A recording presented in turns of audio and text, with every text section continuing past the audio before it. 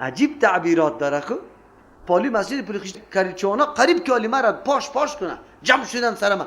توستی که محمد قبول نداری؟ این یک مولای بدبخت از این همیجا بوده، همی قدر گفته بود که یا محمد قبول نداره. فکرتان است؟ نیست فکرتان؟ یا محمد قبول نداره. این تو نمیگن که یا گفتن کلمه یا محمد نمیپذیره. چی گفتن؟ یا محمد قبول نداره. این کراچی والا پشتی مرا گرفت غریب که پاش کنه مرا. تو محمد قبول نداری؟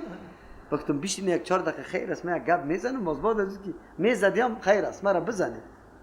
این وقتی که من برشان بیان کردم و خب گفتم، اول از پیشتان سوال کردم که اصلی مطلب از این طور نیست، ما کلمه یا محمد گفتن بیادبی میدانیم. باز اول قناعت دادم، خب زود قناعت میکنه عوام بیچاره. یکیش پرسان کردم، من گفتم نام پدری چیست؟ برام گفت چیسته؟ نام پدرم عبدالرزاق است. من گفتم گوی پدریت عبدالرزاق گفته صدا کردی؟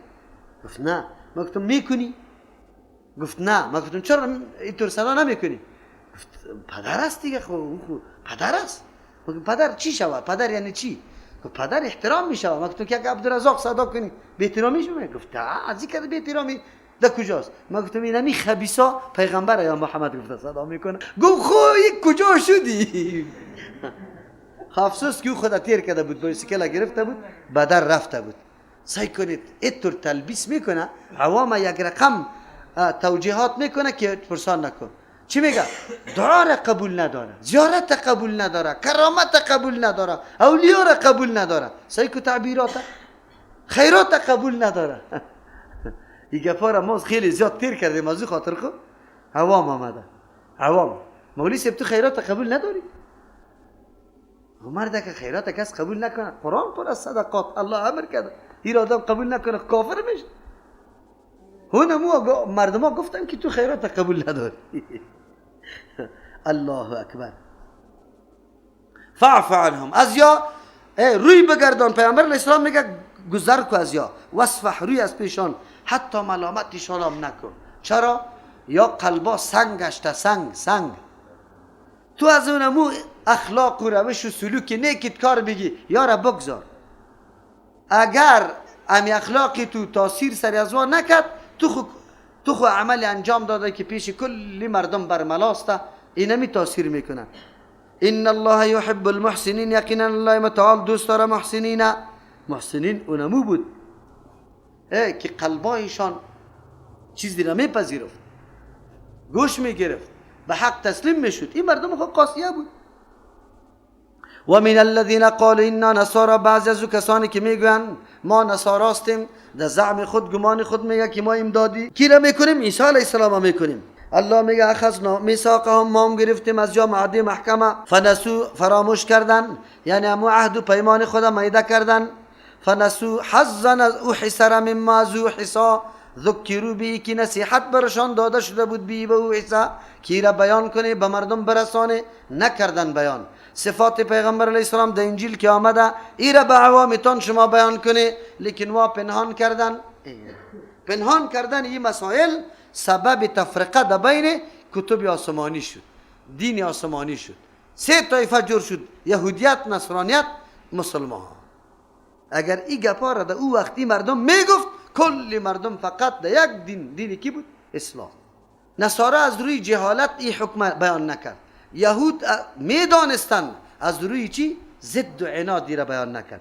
الله چی میگه؟ فاغرینا بینهم العداوت، ما انداختیم، بالا نمودیم، بینهم در بین از العداوت، دشمنی را، و البغضاء، کینه و کدورت، یعنی این فرقه ها در بینشان حتما دشمنی وجود داره. الی یوم القیامت، تا روز قیامت. و سوف ینبئهم الله بما كانوا یصنعون، زود است که خبر بده الله برای از یا به او عمل کردار نادرستی که یا کانو بودن یصنعون، همیشه میکردن. صنع کاری همیشه را میگه. در اینجا الله متعال میگه که ما در بینشان عداوت و دشمنی را انداختم. در بین یهود و نصارا خب بالکل واضح گپ است، اما نصارا در بین خود که امروز جهان میبینی کلش نصرانی است و متحد است، از یک جا سر میکشه. چند مملکت ناتو در این جامعه در جنگ میکنه علیه مسلمان. چطور میگه قرآن کریم؟ بله، مراد از او امو زمان مردم در بینشان اینمی اختلاف پیدا شد، فرقواریت شروع شد. حتی نصارا در بین خود سه طایفه شدن، ملکانیه و یعقوبیه و نستوریه. یکیش قائل به این بود که عیسی علیه السلام ابن الله است، دیگهش میگفت عین الله است، دیگهش میگفت ثالثی سوم الله است. اختلاف بود. بله در بین اوی که اصلی نصرانی است امی دشمنی وجود داره. امیال کلیساها در بین خود ضدیت داره، یک کلیسا دیگر را نفی میکنه. اما ای که علیه مسلمان متفق شده یا نصرانی اصلی نیست یا کدام هستن؟ علمانی هست. علمانی او را میگه که اصل نصرانیت چی کرده؟ گذاشته. از همون خاطر یا از نصرانیت تنگ آمدن. کلیسا کل سرنوشت اختیارات زندگی مردم در دست گرفته بود، مردم در تنگ آمد، کلیسا مریسا را زد اعلا کرد. آلی به نام واقع فقط همینقدر همونطور منصوب خود به نصرانیت میکنه، حقیقت نصرانی نیستن، بیدین هستن، هیچ عقیده نداره. میگن علمانیت چی مانا؟ دین از سیاست چیست؟ جدا. اگر کسی دین میکنه برو در کلیسا، در هیچ معامله زندگی کسی دیگه غرضدار نباشه. اگر کسی سود میخوره، اگر کسی زنا میکنه، اگر کسی دزدی میکنه، اگر کسی قتل میکنه، هیچ نوع مداخله در این کار نداره. امروز که همین نصرانیت در بین خود اتفاق داره به ترک نصرانیت است. نصرانیت گذاشته، از او خاطر در بین خود یک نوع دوستی را داره. یا اهل الکتاب قد جاءکم رسولنا، آل خطاب برای اهل کتاب شد. ای اهل کتاب یقینا آمده براتان پیغمبر ما. این خطاب برای اهل کتاب است، خب ما را هم گوش زد میکنه. خطاب برای امت پیغمبر به خاطر نمیشه امت پیغمبر اول نمره عملی کننده سنت های پیغمبر صلی الله علیه و سلم است. لیکن کدام دستوراتی که به اهل کتاب داده میشه و کدام سخنایی که گفته میشه اونمو گپا در ما موجود میشه و ما باید قدری دین بدانیم. چی میگه برشان؟ ای اهل کتاب آمده براتان رسولنا پیغمبر ما، از خود این رسالت اعلان نکرده بلکه ما روان کردیم پیغمبری ماست. چی میکنه؟ یبین لکم کثیرا مما، واضح میسازه برای شما کثیرا مما بسیاری از او احکام کنتم که شما بوده تخفون پنهان میکرده من الکتاب از کتاب، مسائلی که در کتابتان بود مکمل او را پنهان کرده بوده او را ای بیان میکنه پیغمبر. و یعفو عفو میکنه تیر میشه از بعضی مسائل، عن کثیر از زیاد مسائل. کدام مسائلی که در دین بر نمیخوره زیاد ضروری نیست او را پیش نمیکنه. قد جاءکم یقینا آمده برای شما من الله از جانب الله نورون، اتر پیغمبری که خود نمایان است دنیا را روشن ساخته توسط دعوت خود. و کتاب مبین، آمده براتان یک کتابی که مکمل احکام ثبوتش هم ظاهر است و روشنی دهنده است، آشکارا کننده است تمام حقایق که شما پنهان کرده بوده. پس او مسائلی که در تورات بود شما پنهان کرده بوده قرآن او را آشکارا میکنه مکمل. یهدی به الله، هدایت میکنه با واسطه کتاب الله من اتبع رضوانه، کسی را که تابعداری رضامندی الله را داره، تلاش میکنه که رضامندی الله را در دست بیاره. در کدام طرف راهنمایی میکنه؟ سبل السلام، راههای سلامتی را، راههایی که مکمل سالم است از آفات انحرافات. و یخرجهم، میکشه مردم من الظلمات، از تاریکی ها، شرک کفر بدعت فسق فجور، الى النور، و سوی روشنی توحید سنت، باذنه به حکم خود. و یهدیهم، هدایت راهنمایی میکنه یارا با دلایل الی صراط مستقیم، و سوی راه خیلی مستقیم. الله میفرماید ای اهل کتاب پیغمبر ما آمده، اول خطاب کرد که پیغمبر ماست، قدر و منزلت از را بدانی. باز چی میگه؟ یکی از جمله افتخارات است که واضح میسازه برای شما بسیاری مسائلی را که پنهان کرده شما در کتابتان، نگفته حقیقت به مردم، سبب گمراهی مردم شده، او طور شخص آمده. این طور شخص قابل زیاد قدر و قیمت است، از این باید دفاع شوه، نصرت از این کرده شوه، قطع از این باید هماهنگی شوه. و او گپ بسیار همونطور عفو در گذر میکنه، پشتش نمیگرده. کدام مسائل ضروری که عالی ضرورت به بیانش نیست او را میگذاره. باز براتان میگه که آمد از جانب الله، اینطور پیغمبری که نور است. اینجا دیگه امی کسایی که قائل به است که پیغمبر نور است، این آیت قرآن کریم است ها مردم. الله میگه که نور است. خیلی خوب. نور کی را میگه؟ نور که خود ظاهر و دیگر هم چی کرده باشه؟ ظاهر کرده باشه، روشن کرده باشه. جسم داره؟ نه. سایه مایه داره؟ نه. خوردن میکنه؟ نه. نوشیدن میکنه؟ نه. دفن میشه؟ نه. غسل داده میشه؟ نه. ازدواج کرده میتونه؟ نه. نور است.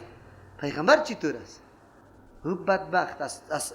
چقدر الله تو را احمق پیدا کرده که اونجا پیغمبر خود میگه قل اینی انا بشر مثلکم یوحی الی.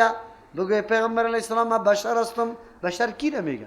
بشری نمی و شما را که جسم داره، ضرورت به خوردن، نوشیدن، زندگی، کلی گپا. پیغمبر کلی گپای ما و شما را داره. قضای حاجت رفته، وضو کرده، ازدواج کرده، خوردن کرده، نوشیدن کرده، اولاد داشته، غم سرش آمده، سحر سرش شده، غسل برش داده شده، کفن کرده شده، جنازه سرش خوانده شده، قبرش بیال وجود موجود است. تولد شده خودتون. امی شما بدبختا روزی میلادش تجلیل میگیره روزی تولدش باز ادعا میکنه که نور است. عجیب است ولی آدم تعجب میکنه. بله صفت پیغمبر صلی الله علیه و سلم نور است. خودی پیغمبر بشر است اما صفتی را که الله برش داده او چیز نور است. چرا؟ نور خو میگه که چیزی خود ظاهر و دیگرها را آشکارا کرده باشه. صداقت و امانت و پیغمبر صلی الله علیه و سلم مثل چشم روز واریست. به همه افراد مکه معلوم دارد. واضح نه تنها خود بلکه واضح است. به دعوت خود جهان روشن ساخت. کدام جهانه؟ امویی که در ظلمات و تاریکی بود پشتی سر میاد که پیغمبر در کدام موقعیت آمد؟ در موقع فترت الرسول، زمانی که همه چیز به انحراف گراییده، هیچ یک کمکی روشنیم در یک جای دیده نمیشه. پیغمبر در اون طور موقع آمده، در اون طور موقع، در اون طور تاریخ. اهمیت پیغمبر صلی الله علیه وسلم نسبت به انبیاء سابقه دمی است. پیغمبر در زمانی ظهور کرده که روشنی به دوربین دیده نمیشه. اگر چی خطاب برای اهل کتاب است، الله متعال میگه چقدر چانسی طلایی برای شما میاثر شده. اینطور پیغمبر براتان آمده، از کتاب خودتان مسائل که پنهان کرده او را ظاهر کرد. حقیقتا براتان برملا شد. خوش شوی خوش. و اینطور پیغمبر دعوتش به سر رو چشم باید میپذیرفتی. لیاقت همینطور داشت. چرا؟ شما را هدایت میکنه به اونمو راه های سلامتی که مکمل سالم است. فعلا کدام کتابی که شما عقیده داری راه سالم نداره، راه منحرف است، حتما در اوجه یا شرک است یا بدعت است، تحریف شده، گپا غلط توجیه شده. پیغمبر آمده به امرای کتابی که شما را راه های سالم من نشان میده و شما را طرفی بگوی صراط مستقیم دعوت میده به حکم الله متعال. اینطوری نعمت انسان باید قتلغت نزنه، قدرش باید داشته باشه. الله مزاحمت یهود به خاطر بیان میکنه که در این طور موقعه که از دینشان تحریف شده بود، سردرگم بودن بیچارا، راه را پیدا نمیتونستن کدام طرف برویم. در این طور موقع الله اینطور پیغمبر برشان روان کرده. پیغمبر آمد، لایق بود که اهل کتاب اول انبر در این کتاب در پیغمبر عقیده میکردن و اول دفاعگر پیغمبر همین مردم می بود. چرا؟ باسواد بودن، معلومات داشتن، از حقیقت آگاه بودن. آل دیگه باید همرکاب پیغمبر میشدن، لیکن نه. برای متاع مادی، برای منافع شخصی یا بازم از همین طور چانس طلایی فایده نورداشتن. امروز علمای ما میفهمن زمان یک کسی پیدا میشه حقیقت دین برملا میکنه، تو خو نگفته ای، یک دعا خو برش بکن. بعضی مولوی سیوارا میگفت ما گفتم شما کار بکنی باز که چیزی مردم گفت الا بلا در گردن مولا سرما چپا کنی بگونی اونطور گپا را گفتم. یک چند دو دشنام برما میزنه، شما خود نجات بده، لیکن همین قدر خوب بگوی که خیر ببینی راه را برای ما چی کردی باز راه را برای ما باز کردی. همین قدر خوب بگوی. موقع است یقینا قدر و قیمت در این طور موقعی که حقیقت دین برملا میشه، مردم در روشنی قرار میگیره. این آدم باید بسیار چانس زرین بدانه و واقعا شکر الله را بجا کنه. به اهل کتاب هم همین قسم چانس داده شده، لیکن اون مردمان نه. در جای ازی که اینی رای حقیقت آلیده پیش بگیره، از دین محرف خود بگردن، مسائلی که وا از خود کشیده او را او سکنه، بجای از اون نه بازم زور امام زری تراوی فقط رای سابقی خود محکم گرفتن. قرآن کریم میگه لقد کفر الذین، یقینا کافر شدو کسانی که قالو میگوین ان الله هو المسیح ابن مریم، یقینا معبود کسی که لیاقت پرستش و بندگی را داره. هو المسیح، امو مسیح است، ابن مریم که بچه مریم است. یک مانا. لقد کفر الذین، یقینا کافر شده و کسانی که قالوا میگویند ان الله یقینا متصرف مدبر عالم قیوم زمان هو المسیح ابن مریم، امی مسیح بچه مریم است. یهدی به الله، هدایت میکنه توسط این کتاب. الله روان کرده از جانب خود نور پیغمبر کتاب مبین، یک آشکارا کننده است تمام حقایق، آن چیزی که راههای سعادت و نیکبختی برای مخلوق است مکمل واضح کرده. یهدی راهنمایی میکنه بی امرای کتاب. الله کی راهنمایی میکنه؟ من اتبع رضوانه، کسی که در تلاش رضامندی الله است، عناد نداره، ضد نداره، منیب است، تلاش میکنه. کدام طرف راهنمایی میکنه؟ سبل السلام، راههای سلامتی را که از هر نوع شرک انحراف بدبختی مکمل سالم و پاک است. و یخرجهم، میکشه یارا من الظلمات، از تاریکی ها، در شرک فسق بدعت مبتلا بودن، عنعنات قومی، رواجای قومی که او را صبغه چی داده بود؟ دین داده بود. الی النور، بسوی روشنی توحید الله، روشنی سنت پیغمبر، روشنی علم باذنه، به حکم الله. و یهدیهم، یا را هدایت میکنه به امرای دلایل، الی صراط مستقیم، بسوی راه درست. حالی الله چی میگه؟ رد میکنه بالای عقیده ارسه طایفه. اگر یعقوبی است، یعقوبیه و قائل به حلول بودن، میگه الله، عیسی علیه السلام عین الله است. عین الله را چی طور میگفتن؟ میگه الله حلول کرده در وجود عیسی علیه السلام. عیسی علیه السلام که هر سخن میگه این سخن الله است. دور نبریم، یعقوبی که در کابل پیدا شده بود، اما قربان که کشته شد، تابعدارای از او قطع اهل تشیع مناظره داره، یک کلیپ هست اگر دیده باشه. چی میگم؟ او یک بچه قطع مولای شیعه میگه بابا جان که هست یه عین خداست، نعوذ بالله. الله میگه حلول کرده در وجود بابا جان، گپای بابا جان گپای الله است. اون کلیپ ببینی، وی دروغ نمیگم. الله اینمی یعقوبیه، همین نصارا رو چی میگه؟ الله کافر برش میگه. کی کافر میگه؟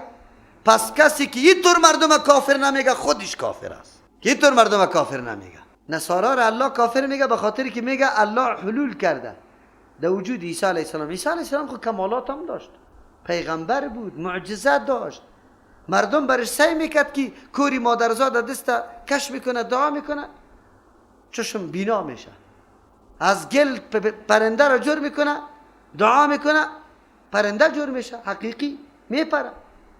آلیو مردم که همی قدر گپی غلطه عقیده داشتن، خود عیسی علیه السلام یک چیز دیده بود، در بابا جان چی را دیده بود؟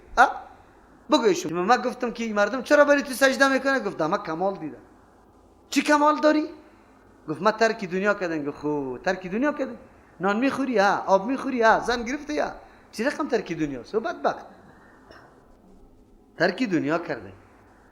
در افغانستان کدام فکر است، کدام تصور است، کدام نظریه است که در اینجا نچلیده؟ لینن نظریش چلیده، دیگه را چی میکنی؟ یا هنوز کالای چی را پوشیده؟ بگوی دینه. لیکن من همین مردم کابل هم علامت نمیکنم. واقعا قرآن بیان نشده، حدیث بیان نشده، مردم دعوت به دین نشده. یا کمونیست بود کابل، یا امو دیندارش چی میشد؟ بگوی مریدی بابا جان، خلاص برو بخر. نبود دیگر، نبود مرجع دیگری، نبود. مردم من حیث دین امور میشناختن، معلوماتی کافی نبود. آلی فضل الله سبحانه و تعالی با جز از خیلی کم طایفه از مریدایش کلگی الاکت. چرا فهمیدن که خب کفر صریح است؟ حال یه آیت است. آیت الله نصارا را کافر میگه به خاطر چی؟ که قائل هستند که الله حلول کرده در وجودی کی؟ عیسی علیه السلام. این فرقه حلولیه عالی نیست، در طول تاریخ اسلامی فرقه حلولیه موجود است. منصور نگفت که انا الحق، ما حق هستم، ما الله هستم. که علما فتوای چی شداد؟ کفری شده، دار بالا شد. امی مردم از امو منصور دفاع میکنه یا نمیکنه؟ میگه وا مطلبش نمیفهمید. ابن عربی چی میگه؟ ابن عربی صوفی که علما فتوای کفری شداده، او چی میگه؟ میگه هر چیزی که شما میبینی الله است. وجود هیچ چیزی دیگه وجود نداره. کل وجودی کیست؟ اگر سگ میبینی و الله است، اگر خنزیر میبینی الله است، اگر کرم میبینی الله است. نعوذ بالله. شما یک دفعه عقاید بخونی باز بعد از او میفهمی که چی گپ است. امروز از ابن عربی ملاهای کلان به سطح دولت مردم هستن دفاع میکنه از ابن عربی. دفاع کنه که باز فتوای الله در مقابل تان چطور است. لقد کفر الذین، یقینا کافر شده و کسایی را قالو که میگوین ان الله یقینا متصرف مدبر عالم، چلاندنی عالم، قیوم کسی که قایم میکنه زمانه و حالاته. المسیح چیسته؟ هو المسیح ابن مریم، مسیح بچه مریم است. این عقیده نصارا بود. الله میگه کافر شده. اگر در بین مسلمانان ما یک کسی بیا و پیر صاحبی خدا بگوید که چی است؟ مدبر عالم است، او کافر نمیشه. اگر بگه که متصرف است، هر نوع تصرف میتونه، در یک دقیقه تو را عین در عرشم میرسانه، متصرف است. اگر مخالفتش کردی عین در جهنم میرسانه، متصرف است. و میگه که همین زمانه که قایم است که میبینی. این پیر صاحبی ما نگاه کرده. از او خاطر یا عجیب بگه عقیده داره. 700 نفر است خو، 700 نقباست. باز بعد از او چی هست؟ باز از 700 دیگه 300 انتخاب میشه، ما چمی 40 ابدال است. باز از 40 7 انتخاب میشه ای اوتاد است. باز از 7 3 انتخاب میشه ای چی هست؟ قطب است، اقطاب است. باز بعد از او 3 یک انتخاب میشه کی غوث است. غوث چی را میگه؟ فریادرسی عمومی. از امو خاطر میگه در مرتبه غوثیت فقط و فقط کی رسیده؟ شیخ عبدالقادر جیلانی. از او خاطر چی میگه؟ غوث الاعظم. در کابل چند مسجدی تان به مینام است؟ بگوی. مسجد غوث الاعظم، فریادرس بزرگ. فریادرس بزرگ که شکایت هر کس میشنوه از حالش خبر داره کیست؟ یا عبدالقادر جیلانی صاحب میگه. امیال فعلا موجود است. مسجد امون مولیا دمونجا ترجمه میکنه غوث الاعظم نوشته است. غوث الاعظم چی میکنی؟ غوث الثقلین. فریادرس چی؟ اردو طایفه انس و جن. از جنیات هم فریادرسی شسته. ما در این مرحله زندگی میکنیم. این ایمان است، این دین است. قل بگوی پیامبر علیه السلام فمن یملک من الله شیئا. عجیب است. امو کسی را که یا قیوم زمان میگه بازو سعی میکنی که وفات میکنه. در کجا وفات میکنه؟ الله میگه بگوی پیامبر علیه السلام فمن یملکو، کیست که قدرت داشته باشه، تصرف داشته باشه، من الله از عذاب الله شیئا، یک چیزی را که دفع کرده بتانه، یا ارادات یا الله را دفع کرده بتانه. این اراده اگر اراده کنه الله ایهلک المسیح ابن مریم، اگر هلاک بسازه مسیح بچه مریم و امه مادرش و من فی الارض جمیعا، کسی که در روی زمین است مکمل، اگر الله بخواه که یاره هلاک بسازه، هست کسی که اراده الله را دور بده. خیر چطور متصرف میگه شما؟ خوی مردم میگه هست. الله امر کرد ملک الموت که اینی قدر نفر ارواحش بگیره. میگه وقتی که ارواح را گرفته کدام بچه یتیمان بوده، مادرش پیش کی آمد؟ غوث الاعظم شیخ عبدالقادر جیلانی رحمه الله. او که میگه همی چیش در جوش آمد، زد صندوق ملک الموت قطعی بوکس میده کرد، کلی ارواح پس آمد.